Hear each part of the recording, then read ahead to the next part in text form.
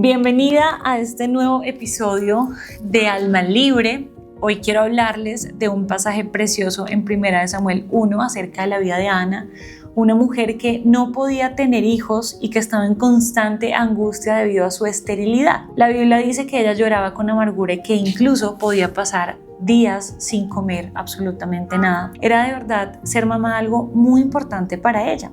Y este tema me gusta porque Ana atesoraba demasiado el ser mamá, y para mí ser mamá ha sido algo difícil y hermoso, como la dualidad de la maternidad, ¿verdad? Que es dificilísimo y preciosísimo, pero Ana realmente solo lo ve como algo preciosísimo. Entonces, ser madre era la ambición de su vida. Era el propósito de su vida. Y yo me acuerdo de una amiga que me dijo, ser mamá era todo lo que yo quería en la vida. Y yo digo, pero ¿cómo es posible? ¿Cómo puede ser esa la razón de ser de una mujer? Yo no concibo eso y quiero que hablemos de todo eso en este episodio, que seamos supremamente sinceras y podamos sentarnos a hablar de este tema que pues nos toca a todas, ¿verdad? Si queremos ser mamás o si no lo queremos ser. Pero hoy quiero hablarte de 3 enseñanzas que nos deja la vida de Ana para nosotras como mujeres respecto a la maternidad o a la no maternidad. Bueno, eso espero te edifique mucho, sea cual sea la etapa que estás viviendo. Así que bienvenida a este episodio.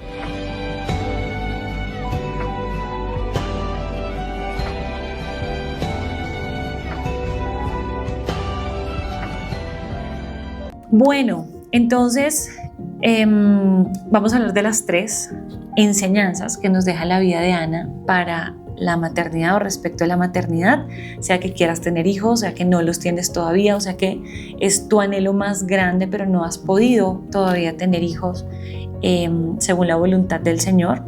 Sea cual sea la etapa en la que estás, la palabra de Dios nos edifica y nos ayuda a encontrar el corazón del Señor en este pasaje o en todos los pasajes que leemos de la Biblia. Entonces, esas 3 enseñanzas son: primero, la motivación correcta; 2, la vocación más alta; y 3, la prioridad más importante. Vamos a empezar con la motivación correcta. Como les decía, ser madre era la ambición más importante de Ana. Estoy convencida de todas formas de que ese anhelo no era egoísta en absoluto. ¿Por qué? Porque ella le prometió a Dios que si le daba un hijo, ella se lo iba a consagrar a él. Y te quiero leer el pasaje, 1 Samuel 1, que es el que vamos a estudiar hoy. Había un hombre de Ramataim de Sofim, de la región montañosa de Efraín, que se llamaba Elcana, hijo de Jeroam, hijo de Eliú, hijo de Toú, hijo de Suf, el efrateo.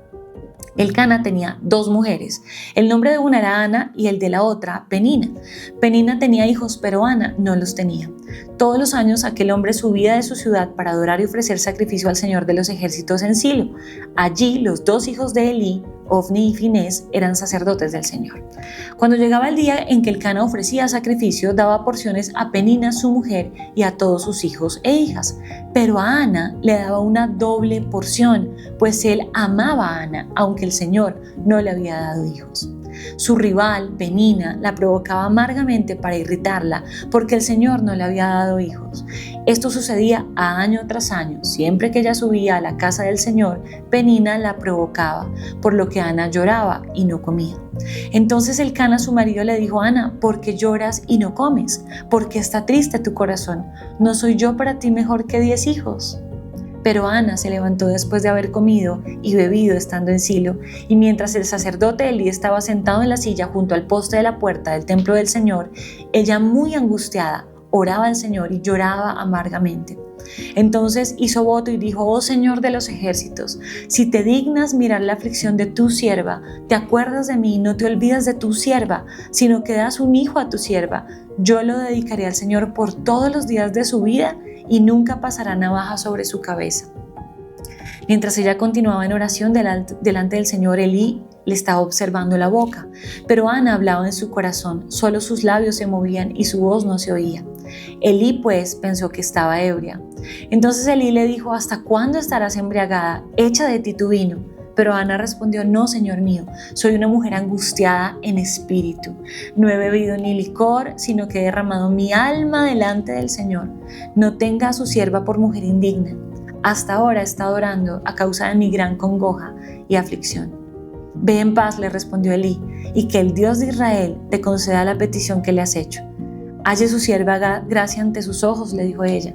Entonces la mujer se puso en camino, comió y ya no estaba triste su semblante. A la mañana siguiente se levantaron bien temprano, adoraron delante del Señor y regresaron de nuevo a su casa en Ramá. Y Elcana se llegó a Ana, su mujer, y el Señor se acordó de ella. Y a su debido tiempo, después de haber concebido, Ana dio a luz un hijo y le puso por nombre Samuel, diciendo: porque se lo he pedido al Señor. Ese es el pasaje que vamos a leer en este día. Te invito a que hagamos una oración allí donde estés para que el Señor pueda hablar a nuestros corazones. Señor, te damos gracias por tu palabra, porque la has dejado para edificar nuestros corazones en medio de la situación que estamos viviendo, en medio de cualquier etapa. Señor, allí estás tú con tu palabra. Gracias, Señor, porque eres bueno. Gracias porque tú ayudas a nuestro corazón a dejar atrás lo pasado, Señor, y seguir hacia adelante con el objetivo de alcanzar la meta de ser más como tu Hijo, Señor. Te pedimos que este estudio sea uno que penetre en nuestro corazón y que hable a nuestro corazón, sea cual sea el mensaje que nos quieres dar a cada una para este día, pero que sobre todo nos ayudes a apuntar a ti, Señor, a honrarte y a glorificarte, que es lo más importante para nosotras, Señor. Gracias por todas las mujeres que están escuchando y viendo este video. Te pido las bendigas, Señor, y las abraces y las ayudes también en medio de este estudio a caminar o correr hacia tus brazos si es necesario, Señor, a encontrar el refugio que necesita. En el nombre de Jesús oramos. Amén. Entonces, bueno, ya leímos que Ana no podía tener hijos. Ella pues era además, tenía una rival, la Biblia la llama rival, que era la otra esposa de su esposo Elcana. Penina se burlaba de ella y la provocaba porque no podía tener hijos. Y yo no quiero imaginarme cómo es ese escenario, porque imagínate tú querer hijos y que tengas una rival, ¿cierto? Que todo el tiempo te está diciendo: usted no puede tener hijos, yo sí. Cuánta palabrería, quién sabe, le habrá dicho a ella para hacerla sentir mal a causa de su esterilidad. Ya suficiente tristeza tenía ella por no poder tener hijos como para que otra persona se burlara de ella. Y dice la palabra que ella ni siquiera comía y que lloraba amargamente a causa de esto. Ana entonces le pidió al Señor un hijo, no le pidió hijos, le pidió un hijo, y le prometió a Dios que si le daba un hijo lo iba a consagrar a él, y eso demostró su verdadera motivación para tener hijos. Esto me hace pensar en cuál es nuestra motivación para tenerlos. ¿Es por la edad? ¿Es porque ya es momento, porque me casé y es lo que sigue? ¿Es porque quiero sentir que dejo mi herencia a alguien? ¿Es porque no quiero que otros se burlen de mí? ¿Es porque todos mis amigos tienen hijos y yo no? ¿O realmente porque quiero consagrar mis hijos al Señor? Hablemos de motivaciones, pero vamos a hablar primero de motivaciones erradas. Por ejemplo, educar a los hijos para que se queden para siempre. Conozco historias muy cercanas de padres y madres que educan a sus hijos para que se queden. Y hay muchas maneras de lograr persuadir a un hijo para intentar que se quede, como por ejemplo meterle miedo y decirle: no te cases, el matrimonio es lo peor, los hijos son lo peor, no te amarres. Por sus propias experiencias, entonces nos dicen a nosotros los hijos: no hagas esto, no hagas esto, no hagas esto, y llaman malo a todo lo que el Señor llama bueno. De manera que hay padres egoístas que esperan que sus hijos se queden para siempre. Y si bien yo no he llegado a esa etapa en la que los hijos se van y tiene que ser muy doloroso, evidentemente sé que dejar ir un hijo debe ser muy doloroso, no debemos tener hijos para nosotros o para que se queden con nosotros para siempre. Hay que educar a los hijos para que se vayan. Desde ya mi bebé, por ejemplo, que es una pulguita, ni siquiera habla, pero sé que me entiende completamente todo. Yo hablo con él y oro delante de él, diciéndole: Señor, usa a mi hijo para ti, para tu gloria. Llévalo donde tú quieres llevarlo, Señor, así sea lejos de mí. Que él sepa que puede irse, que sus padres están acá para el momento en el que necesite regresar o necesite un consejo, pero él se tiene que ir y tú, Señor, lo vas a cuidar y tú vas a cuidar de él, y no voy a estar yo ahí sobreprotegiéndolo toda la vida, no. Incluso desde ya le pido al Señor: ayúdame a no sobreprotegerlo y a confiar más en tu soberanía y en tu buena voluntad para mi bebé. Entonces hay que educar a los hijos para que se vayan. Hay que educar a los hijos para que se casen. Hay que educar a los hijos para que quieran hijos. Y quiero hablar ahora más adelante acerca de cómo nosotros a través de nuestro matrimonio hacemos que ellos quieran o no quieran este tipo de vida, que es lo que el Señor nos llama. Casémonos, tengamos hijos, ¿verdad? Multipliquémonos. Tener hijos es otra motivación errada que te voy a decir, el tercer punto. Tener hijos para llenar un vacío o suplir una expectativa. Hay quienes piensan que si tienen hijos, su matrimonio va a mejorar. Mentira, no va a mejorar. Si tu matrimonio no es un matrimonio sólido, se va a caer. Si tu matrimonio no está construido sobre la roca, se va a derrumbar en la primer tormenta. Imagínate lo difícil que es, mira mis ojeras, lo difícil que es el trasnocho y que tu pareja y tú no trabajen en equipo. Que tú tengas que estar todo el día con el bebé cargado porque el bebé no se aguanta acostado y llora y llora y llora y tu pareja no te dé la mano y te diga ¿qué necesitas hacer? Ven y yo tengo al niño, haz tú lo que tienes que hacer. Imagínate no poder ir a la esquina, no poder salir, no poder hacer algo tuyo porque ¿quién va a tener al hijo si tu esposo no te apoya?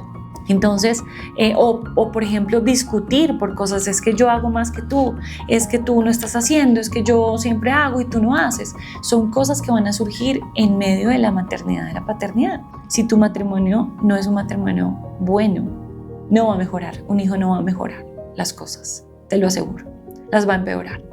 Las va a empeorar por los trasnochos, las va a empeorar por los quehaceres, las va a empeorar porque ya no vas a tener el mismo tiempo, las va a empeorar porque tu vida va a cambiar. Un hijo no mejora el hogar, un hijo no es para usarlo para mejorar el hogar. Tu carácter es lo que tienes que transformar para que tu hogar mejore.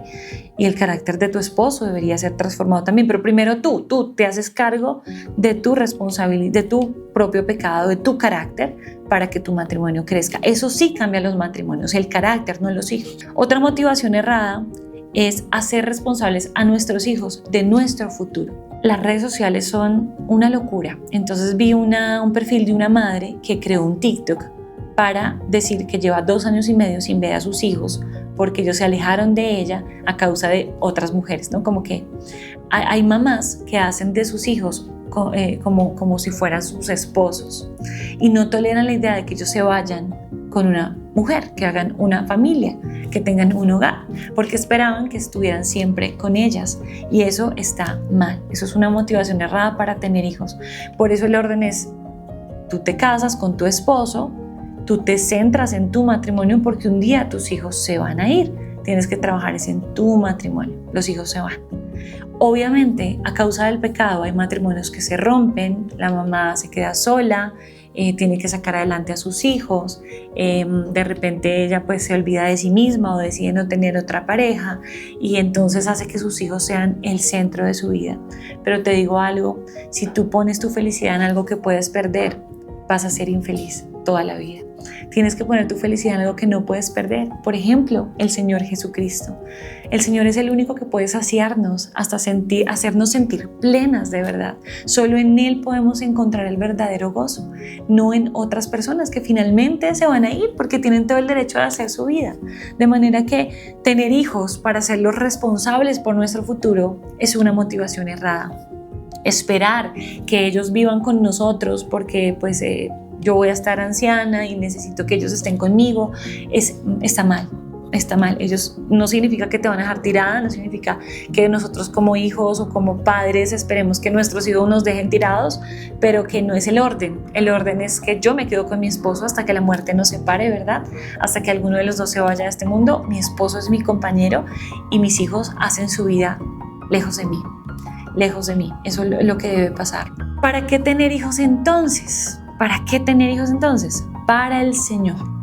¿Qué significa eso? Tener hijos para el Señor significa, como lo hizo Ana, consagrarlos a Él, soltarlos, orar por ellos, enseñarles a caminar una vida recta según la palabra del Señor, pero no solo a punta de bibliazos y de cogerlos todos los jueves en un devocional y leerles la Biblia, sino que a través de nuestra propia vida, en nuestro propio carácter, modelar el carácter de Cristo.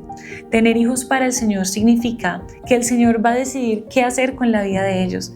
Significa que yo solo soy una administradora de algo que el Señor me permitió tener, me prestó. La palabra dice que es un regalo del Señor, los hijos son un regalo del Señor, pero el Señor decide cuándo llevarlos, cuándo quitarlos, cuándo simplemente hacer que se vayan para otra parte. Incluso Ana, que tuvo a Samuel, lo tuvo que entregar al Señor muy pequeñito, cuando otras mamás tenían a sus bebecitos, a sus hijitos, ella tuvo que entregar a Samuel muy pequeño al servicio del Señor. Y seguramente lo hizo con sumo gozo y mucha dificultad también, pero lo hizo para el Señor. Entonces, tener hijos para el Señor significa soltarlos, consagrarlos al Señor, saber que no son de nosotras, saber que en algún momento ellos se tienen que ir, saber que nosotras no debemos tratar de atarlos o de hacer o lograr que hagan lo que nosotras queremos, sino que realmente ellos hagan lo que el Señor quiere para ellos y lo que el Señor ha escrito para ellos, sea cual sea ese destino que el Señor ha trazado para ellos. Entonces, tener hijos para el Señor es eso, que no sean para mí, que no sea para suplir una necesidad mía, porque me dejó el tren, porque eso va a mejorar mi matrimonio, porque me va a hacer sentir mejor a mí como persona. Es dejar de mirarme un poco a mí misma y entregárselos al Señor y enseñarles a caminar, por supuesto, en los estatutos y en los mandamientos del Señor. En segundo lugar, la vocación más alta. Para Ana, ser mamá era su objetivo de vida. Esto es lo que yo te digo que yo no entiendo y me parece precioso cuando una mujer dice eso, porque siento que está alineada con el corazón de Dios. Cuando una mujer dice yo anhelo ser mamá, o mi objetivo de vida era ser mamá, o yo desde chiquita sueño con ser mamá, me parece muy hermoso. Mi corazón realmente está distorsionado por lo que el mundo dice y por eso me cuesta tanto aceptar que hay una mujer que anhele ser mamá. Y ya voy a ir para allá. Tú sabes que yo trato de ser muy sincera, es lo que hay en mi corazón. El Señor me conoce y el Señor ha tenido mucha paciencia conmigo para ayudarme a disfrutar además del matrimonio y de la maternidad, que ha sido lo más precioso de mi vida. Pero entonces tenlo ahí. Ana sabía que la maternidad era el llamado más importante de Dios para la mujer. Con esto no estamos diciendo que la maternidad es la única función apropiada para las mujeres. De hecho, la palabra muestra en 1 Corintios 7, del 8 al 9, que la voluntad de Dios para algunas mujeres es que permanezcan solteras, o para algunas personas. Cito acá, dice: digo pues a los solteros y a las viudas que bueno les fuera quedarse como yo, pero si no tienen don de continencia, cásense, pues mejor es casarse que estarse quemando. Está diciendo, es mejor que se queden solteros. Y hay personas a las que Dios ha llamado a la soltería. Y también en su soberana y providencial voluntad ha decidido que algunas mujeres no tengan hijos. Es decir, a la mujer no se le exige que sea madre o esposa para poder servir al Señor o para que sea útil para el Señor. De ninguna manera, de ninguna manera. Miriam y Débora, por ejemplo, en la palabra, fueron mujeres que Dios usó poderosamente al margen del matrimonio. Y la maternidad, o sea, ellas no cumplieron un rol de madres o esposas en la manera en la que Dios las usó. Sin embargo, la palabra de Dios sí presenta el matrimonio como la gracia de la vida. Te voy a citar.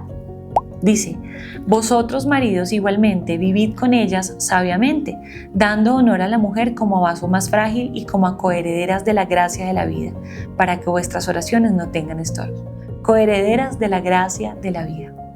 Y la maternidad también Dios lo llama o lo cataloga como el llamado más alto que puede hacerle a una mujer. Por supuesto, el diseño y la exaltación que Dios hace de la maternidad es totalmente ridiculizado por esta muy ilustrada época, ¿no? Donde la gente ve la maternidad como un castigo más que como una bendición. Este primer encuentro con Ana ocurre cuando Israel tiene la desesperada necesidad de un gran líder y hombre. O sea, están en ese momento de la historia en el que se necesita un hombre que sea un gran líder y un gran hombre. Y Ana llegó a ser la mujer que Dios usó para que ayudara a formar a ese hombre. Eso me parece tan hermoso, porque yo a veces veo a mi hijo y digo, ¿a qué llamará el Señor a mi hijo?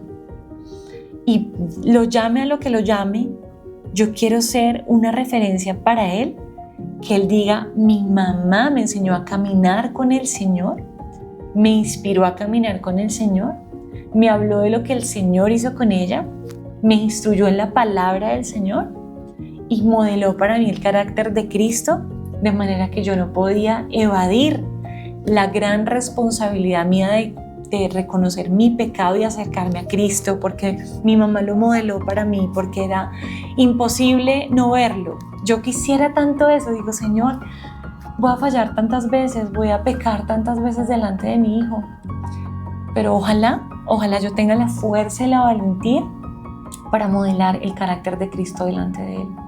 Ojalá yo sepa que no depende de mí y ojalá yo entienda que el Señor me va a dar las fuerzas para que eso suceda. Y cuando el Señor llame a mi hijo a eso que Él lo va a llamar a hacer, lo que sea que vaya a hacer, Él lo haga para la gloria de Dios. Y Ana fue la mujer que Dios usó para formar a este hombre que iba a marcar la historia de Israel. Samuel llegó a llenar ese vacío de liderazgo que hacía falta para ese momento de la historia. Su carácter tenía sin duda el sello de la influencia de su madre. Y esto lo sabemos porque, como te decía anteriormente, él la dejó a ella muy temprana edad para el servicio del Señor. Ella fue toda la influencia que él tuvo y fue una influencia enorme. Yo no considero la maternidad como el llamado más alto para una mujer porque mi corazón lucha todos los días con este tema, todos los días. De hecho, hoy acompañé a mi esposo. Nosotros tenemos una agencia de marketing digital y usualmente antes de nuestro bebé pues íbamos a grabar juntos y con el equipo. Entonces allá yo estaba, ¿cierto? Y normal. Incluso en embarazo estuve trabajando así, me parecía una maravilla. Pues con mi hijo no se puede porque pues hoy lo llevé a una grabación, teníamos como invitada a una experta en finanzas a nuestro podcast y yo estaba con mi bebé. Mi bebé es muy tranquilo, pero le dio por llorar un montón. Ha estado en una etapa donde llora mucho porque quiere dormir todo el tiempo y quiere que lo carguemos todo el tiempo, pero no solo eso, quiere que caminemos todo el tiempo, sino él llora. Necesita que lo carguemos, caminemos y lo arrullemos, o si no, no le sirve. Entonces yo estaba ahí, ¿no? Y fue tan caótico, porque entonces me tocó cambiarle el pañal, se untó todo, o sea, lloraba, había un calor impresionante, yo no sabía dónde dejar la ropa sucia porque yo no había llevado una bolsa, la bolsa que llevaba la usé para el pañal, ¿sabes? Yo he venido atravesando por una crisis donde yo siento que me estoy perdiendo de algo y he tenido que ir en oración al Señor y decirle, ayúdame a entender que no me estoy perdiendo de nada. Y ayúdame a entender que estoy justo en el centro de tu voluntad y ayúdame a disfrutarlo porque me encanta, pero también es caótico. Me encanta hasta que me confronta con eso que yo antes idolatraba, que era el trabajo y cómo me veían los demás. Entonces, fíjate lo que revela de mi corazón. Es como a mí me gustaba que me vieran como una experta en lo que hago, como que llegó Laura, ella es muy buena en esto, ¿no? Y ahora estoy con mi hijo sin poder aportar absolutamente nada al trabajo, pero digo, estoy aportando todo al reino de Dios y para Él vale la pena y por Él es que lo hago. Señor, ayúdame a que mi corazón se alinee contigo y para mí esto sea realmente valioso, como Ana, que para ella era un llamado espectacular, digno. Yo extraño trabajar 24/7, es una locura. Extraño mi tiempo, extraño tener esa libertad que antes tenía. Pero si te fijas, es porque antes todo se trataba de mí, de mis metas, de mis proyectos, de mis planes, de mi tiempo. Ahora el Señor ha doblegado mi corazón de la manera más tierna posible para disponer mi vida al servicio de mi matrimonio y de mi hijo. Y le agradezco que continúe moldando mi corazón de una manera tan tierna y progresiva para hacerlo más como el de Cristo, porque yo jamás en mi vida hubiera tenido la disposición de morir a todo, de renunciar a mi tiempo, de dejar de mirarme a mí misma, si no fuera porque unos ojitos tiernos y enormes me están mirando con un amor que me hace sentir que he encontrado un verdadero rol por el que vale la pena dejar de ser tan egoísta.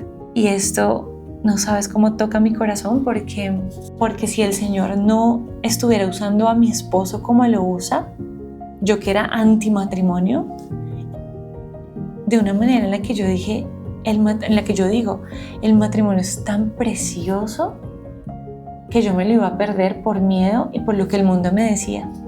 No te cases porque tienes que ser libre, ¿para qué te vas a atar a un hombre? Para ser ahí esclava de él y un montón de vainas que la gente dice que están tan distorsionadas. 0.0% esclava de nadie.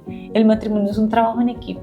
El matrimonio es la manera más hermosa de demostrar amor genuino por otra persona que te falla y a la que tú le fallas con tu propio pecado, y tienen que perdonarse, y a medida que se perdonan el amor crece más, y es una manera hermosa en la que vemos cómo el otro va creciendo a la medida de Cristo y miramos atrás y decimos: eres tan increíblemente 1000 veces mejor que el día que nos casamos y te amo muchísimo más del día que te dije que sí. Entonces eso me conmueve el corazón. Y mi hijo, que es un bebecito que va a cumplir 4 meses, y Dios lo ha usado, ¿sabes?, en una quietud en la que yo a veces estoy así con él y no puedo hacer nada más porque tengo las 2 manos ocupadas en él. Y esa Laura que venía a toda velocidad y que venía, mejor dicho, a toda máquina, tuvo que parar para pensar bien cómo este pequeño humano va a ayudarme a ser más como Cristo, y yo tengo la responsabilidad de guiarlo para establecer el reino del Señor en la tierra. Y ese es el llamado más importante que Dios me ha dado en mi vida.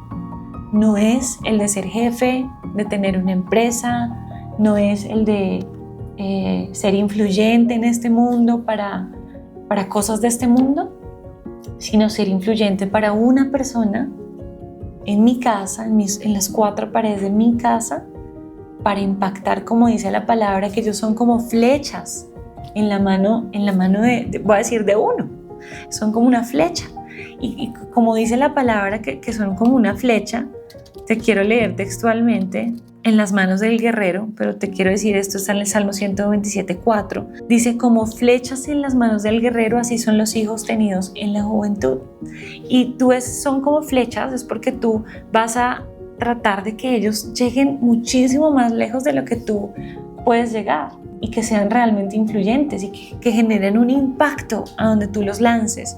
Y yo pienso: ¿a dónde lo voy a lanzar? ¿A dónde lo voy a lanzar con mi carácter? ¿A dónde lo voy a lanzar con lo que yo haga, con lo que yo diga? Entonces definitivamente es el llamado más alto que el Señor me ha hecho, el más difícil, el que más me ha incomodado y el que más he amado y disfrutado, y hasta ahora estoy empezando. Ese es el punto número 2. El punto número 2, que es la vocación más alta. Y ahora vamos a pasar al punto número 3, la prioridad más importante. Desde el comienzo del pasaje queda claro que Ana tenía un profundo amor por su esposo Elcana, y él lo tenía por ella. Recuerda que dice que le daba a ella doble porción de ese banquete que preparaban, porque la amaba mucho. Claramente su matrimonio no era perfecto. En el Antiguo Testamento muestran cómo él pues tenía otra esposa. Aparentemente Ana era la primera y se casó con Penina porque tal vez Ana no podía tener hijos, tal vez fue por eso pues que se casó con Penina. Entonces pues está esta imperfección, ¿no?, de un matrimonio inusual y pecaminoso como el de Elcana con 2 esposas. Aparentemente, ya te digo, pues a ojos pues de lo que uno alcanza a leer, pues él la amaba mucho a pesar de que no le diera hijos. Ojo con el contexto, no quiere decir que esto sea legítimo, que hay que tener 2 esposas y la primera no puede tener hijos, no. A los ojos de Dios esto no es correcto, sino que para la época tener hijos era una cuestión de honor y de tener a quien dejar la herencia y el nombre de la familia. Pero Ana amaba a su esposo y ese amor influiría directamente en su rol como madre, por supuesto. Contrario a lo que enseña el mundo, la característica principal de una madre piadosa no es la relación con sus hijos, no señora, es su amor para su esposo. Un matrimonio bien constituido, escúchame bien, un matrimonio bien constituido no gira alrededor de los hijos, sino que tiene al matrimonio en donde debe estar, que es en el centro. Recuerda lo que siempre te he dicho en otros videos. De hecho, si no has visto mis videos, te invito a que te suscribas a este canal, a que actives la campanita para que cada semana que subo un estudio bíblico, tú puedas estar preparada para poder escuchar todo lo que estudiamos acá acerca de la palabra de Dios. Y hemos aprendido en otros videos que las prioridades son Dios, esposo, hijos, padres y todo lo demás. Ojo, a los papás no les gusta escuchar eso, pero es lo que el Señor estableció. Dice la palabra: por tanto el hombre dejará a su padre y a su madre y se unirá a su mujer. O sea, los dejará a ellos y se unirá a su mujer. Ahora ellos son uno. No es que son una fusión. Estoy leyendo este libro con mi esposo, el que justamente está por acá. Mira tan lindo este libro. Se llama el propósito y poder del amor y el matrimonio. Y en este libro decía que el matrimonio no es una fusión, no es como algo que pegas y son dos cosas que se nota que están pegadas, no, es uno, o sea, somos uno solo, es una mezcla, somos uno solo ahora. Entonces, pues no podemos estar con los papás y no podemos, no, ahora nosotros dejamos a nuestros padres y nos unimos a nuestro esposo. Ya sabes, y como he dicho en otros episodios también, que no significa abandonar a nuestros padres, sino simplemente cambiar de prioridades y honrarlos a ellos hasta el final de sus vidas y de nuestras vidas. Entonces, esto no está en discusión, ¿ok? El matrimonio no gira alrededor de los hijos, no gira alrededor de los padres de los otros, de cada uno, sino que gira alrededor del matrimonio mismo y de Dios. Lo que nosotros comunicamos a nuestros hijos a través del matrimonio va a acompañarlos a ellos por el resto de sus vidas. Y tú lo sabes porque si yo te pregunto cómo era la relación de tus papás, tú me vas a responder algo que te marcó. Tú me vas a responder algo que te hizo pensar en el matrimonio de cierta manera. Es más, puede que me digas, pues yo no me quiero casar porque la verdad yo no viví en mi casa un buen matrimonio de mis padres. O yo pienso que los hombres son abusivos porque yo vi cómo mi padre era abusivo con mi mamá. O yo no me quiero casar porque yo vi que las mujeres eran manipuladoras porque mi mamá manipulaba a mi papá. Y puedes tener un montón de ideas porque lo que nosotros hagamos en nuestro matrimonio va a ser la marca que nuestros hijos lleven para cuando vayan a vivir sus propias vidas. Es la ventana a través de la cual ven todo, absolutamente todo. Yo conozco gente, yo soy esa gente, por ejemplo, que decía yo no me voy a casar porque ¿para qué? Si al final uno se divorcia. Bueno, mis padres son separados, mi mamá sufrió mucho, nosotros sufrimos mucho y yo no quería volver a sufrir lo mismo. De manera que yo me hice la promesa de que no me iba a casar. Estoy felizmente casada. Este énfasis sobre tener el matrimonio en el centro era evidente entre Ana y Elcana. Con todos sus problemas, ellos tenían un amor puro el uno por el otro y permanente, sobre todo. Su incapacidad para tener hijos era una herida, sí, era una herida sin duda, pero tuvo como resultado tiernas expresiones de amor, como las que le expresaba Elcana a su esposa cuando le dijo, ¿por qué lloras? Es que estar conmigo no te es mejor que 10 hijos. Ellos se amaban, es como estar conmigo no te es suficiente si yo te amo y tú me amas. Ellos se amaban. Entonces, ellos tenían esas expresiones de amor hermosas y aquí me quiero detener porque nosotros como matrimonio, no importa el tiempo que llevemos, los años que llevemos, siempre debemos tener expresiones lindas y tiernas con nuestros esposos. No es como que no, es que ya no, o por ejemplo con los hijos vas a encontrar que ya no te queda tiempo para compartir lo mismo que compartías con él antes, pero tienes que ser intencional, sé muy intencional y sobre todo sé muy intencional con las palabras y con los actos de amor, con la ternura, con la notica, con la bobadita, con el jueguito, ¿sabes? Como que yo qué sé, como algún día mi esposo nos compró pistolas de agua y me dejó una nota, como de a ver quién gana, ¿no? Y éramos disparándonos agua y una locura, o nos tiramos pistachos, o jugamos guerra hielo, o nos vamos al parque a jugar con bombas de agua, yo qué sé. Nuestro hijo va a disfrutar de eso que hemos estado construyendo y no hay que dejarlo caer. Si tú no lo has hecho hasta ahora, empieza a hacerlo. O sea, no hay que esperar, simplemente empieza a tener esa complicidad con tu esposo y a no dejar que su relación se muera, se apague a causa de los hijos. Yo sé que acaparan un montón de tiempo, pero uno siempre tiene tiempo para una notica, uno siempre tiene tiempo para un abrazo, uno siempre tiene tiempo para una salidita, así sea ir al parque, uno siempre tiene tiempo para un post-it, para desayuno, ¿sabes? Como que buscar en los pequeños detalles y en esa nueva realidad de padres cómo pueden manejarlo para que ese amor no se apague. Entonces, 1, la motivación correcta para el Señor.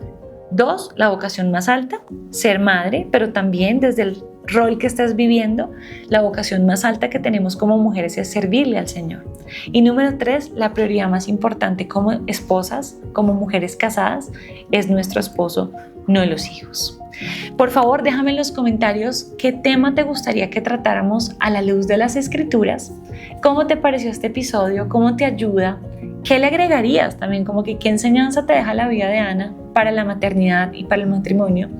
Y no olvides suscribirte al canal. Si quieres seguirme en redes sociales, estoy como @lauralealonso, por acá te lo dejo, para que me sigas por allí, que allí también publico varias cosas que te pueden ser muy útiles en tu vida cristiana para crecimiento de nuestro carácter a la medida de Cristo. Me encanta leerte. Por favor, déjame en los comentarios todo lo que te he pedido y nos escuchamos y nos vemos en el próximo episodio.